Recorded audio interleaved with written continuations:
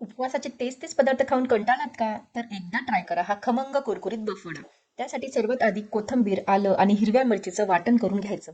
एका बाउलमध्ये उकडलेला बटाटा, मिरचीचं वाटण, शेंगदाण्याचं कूट, खोबऱ्याचा कीस, तीळ, जिरा पावडर, साखर, काजू, किशमिश, डाळिंबाचे दाणे आणि चवीनुसार मीठ घालून छान एकजीव करून घ्यायचं.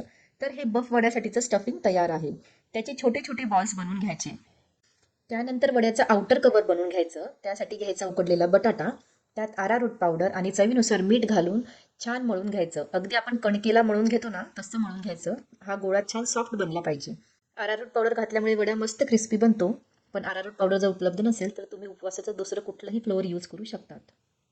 आता हे बफ वड्याचं आउटर लेअरही रेडी आहे. त्याचा छोटा गोळा घेऊन त्याला दाबून चपटा करून घ्यायचा आणि त्यात स्टफिंग भरून त्याला पूर्ण बंद करून घ्यायचं, म्हणजे तो तेलात सुटणार नाही. आणि त्याला पुन्हा एकदा अरारोट पावडरमध्ये कोट करून घ्यायचं. आणि शेवटी हे वडे मंद आचेवर छान सोनेरी रंग येईपर्यंत अगदी खरपूस असे तळून घ्यायचे. तर या नवरात्रीत हा बफ वडा नक्की ट्राय करून बघा आणि कसा झालाय ते मला कमेंटद्वारे कळवा. थँक्यू.